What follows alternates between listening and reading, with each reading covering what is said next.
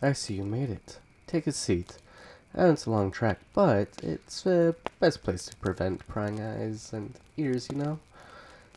Now, should we get to why you're here? Good. It's nothing serious. I just need you to indulge me by listening to some stories told at this campsite. That's it. There's not much to it. I'll be your storyteller, your spinner of yarn, you could say, for this evening.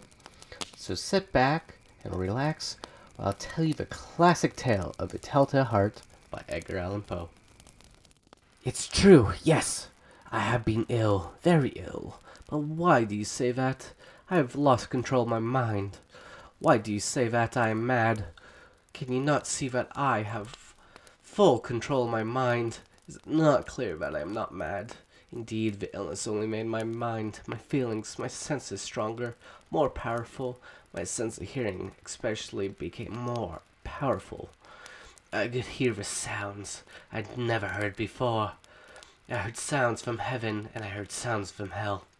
Listen, listen, and I will tell you how it happened. You see, you will hear how healthy my mind is. It is impossible to say how the idea first entered my mind. There was no reason for what I did. I did not hate the old man. I even loved him. He had never hurt me. I did not want his money. I think it was his eye. His eye was like the eye of a vulture. The eye of one of those terrible birds that watch and wait while an animal dies, and then fall upon the dead body and pull it to pieces and eat it. When the old man looked at me with his vulture eye, a cold feeling went up and down my back. Even my blood became cold. And so I finally decided I had to kill the old man, close that eye forever. So you think I'm mad? A madman cannot plan, but you should have seen me during all of that week. I was as friendly to the old man as I could be, and warm and loving. Every night about 12 o'clock, I slowly opened his door. And when the door was opened wide enough, I put my hand in, then my head. In my hand, I held a light covered over with a cloth so that no light showed. And I stood there, quietly, and then carefully, I lifted the cloth just a little, so that a single, thin, small light fell across that eye. For 7 nights I did this. 7 long nights. Every night at midnight. Always the eye was closed, so it was impossible for me to do the work. For it was not the old man I felt I had to kill. It was the eye. His evil eye. And every morning I went to his room, and with a warm, friendly voice I asked him how he slept. He could not guess, but every night at 12 I would look at him as he slept. The 8th night I was more than usual careful. As I opened the door, the hands of the clock moved more quickly than did my hand. Never before had I felt so strongly my own power. I was now sure of my success. The old man was lying there, not dreaming that I was at his door. Suddenly, he moved in his bed. You may think I became afraid, but no. The darkness in his room was thick and black. I knew he could not see the opening of the door. I continued to push the door slowly, softly. I put in my hand with the covered light. Suddenly, the old man sat straight up into my bed and cried, "Who's there?" I stood quite still. For a whole hour, I did not move, nor did I hear him again lie down in his bed. He just sat there, listening. But I heard a sound, a low cry of fear, which escaped from the old man. Now I knew that he was sitting up in his bed, filled with fear. I knew that he knew that I was there. He did not see me there. He could not hear me there. He felt me there. Now he knew that death was standing there. Slowly, little by little, I lifted the cloth, till small light escaped from under it to fall upon that vulture's eye. It was open, wide open. My anger increased as it looked straight at me. I could not see the old man's face. Only that eye, a hard blue eye, and the blood in my body became like ice. Have I not told you that my hair became unusually strong? Now I could hear a quick, low, soft sound, like the sound of a clock heard for a wall. It was the beating of the old man's heart. I tried to stand quietly, but the sound grew louder. The old man's fear must have begun great indeed. And as the sound grew louder, my anger became greater and more powerful. But it was more of an anger in the quiet night. In the dark silence of the bedroom, my anger became fear. For my heart was beating so loudly that I was sure one must hear. The time had come. I rushed into the room, crying, "Die! Die!"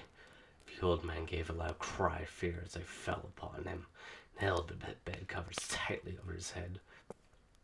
Still, his heart was beating, but I smiled as I felt that success was near. For many minutes that heart continued to beat, but at last the beating stopped. The old man was dead. I took away the bed covers and held my ear over his heart. There was no sound. Yes, he was dead. Dead as a stone. His eye would trouble me no more. So I am mad, you say? You should have seen how careful I was with a body where no one could find it. First I cut off the head, found the arms and the legs, careful not to let a single drop of blood fall on the floor. Picked up 3 of the boards that formed the floor, and I put the pieces of body there. Then I put the boards down again, carefully, so carefully no human eye could see that they had been moved. As I finished this work, I heard that someone was at the door. It was now 4 o'clock in the morning, but still dark. I had no fear. However, as I went down to open the door, 3 men were at the door, 3 officers of the police. One of the neighbors had heard the old man's cry and had called the police. These 3 had come to ask questions and to search the house. I asked the policeman to come in. The cry, I said, was my own. In a dream. The old man, I said, was away. He had gone to visit a friend in the country. I took them through the whole house, telling them to search well. I led them finally to the old man's bedroom. As if playing a game with them, I asked them to sit down and talk for a while. My easy, quiet manner made the policeman believe my story, so he sat talking with me in a friendly way. But although I answered them in the same way, I soon wished that they would go. My head hurt, and there was a strange sound in my ear. I talked more and faster. The sound became clearer, and still they sat and talked. Suddenly I knew that the sound was not in my ears. It was not just inside my head. At that moment, I must have become quite white.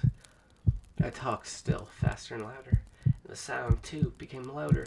It was a quick, slow, soft sound, like the sound of a clock heard through a wall, a sound I knew well. Louder it became, and louder. Why did the men not go? Louder, louder.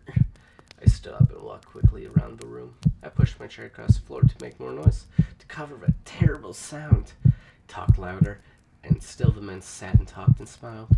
Was it possible that they could not hear? No, they heard. I was certain of it. They knew that it was they who were playing a game with me. I was suffering more than I could bear from their smiles and from that sound. Louder, louder, louder. Suddenly I can't bear it no longer. I pointed at the boy and cried, "Yes, yes, I killed him. Pull up the boards and you shall see. I killed him, but why does his heart not stop beating? Why does it not stop?" You can never truly run away from your guilt. It will only eat you up inside until it comes crashing down around you. But it's just a story, right? These don't really happen, do they? Some say that all stories have a hint of truth in them, but who determines what is considered true? They may be the things we least expect. But what do I know? I'm just a random guy at a campsite telling stories. But anyway, that's all for tonight. I'll be waiting for your return. Safe travels. Now, leave my campsite. I have things to do. I said go. People these days. Let's see if Mr. Gary Boy can deal with them.